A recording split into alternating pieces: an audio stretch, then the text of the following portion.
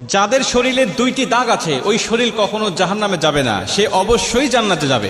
হাদিসটি সহিহ তিরমিজির 1669 নম্বর হাদিস এবং সহিহ আত-তারগিবের 1376 নম্বর হাদিস।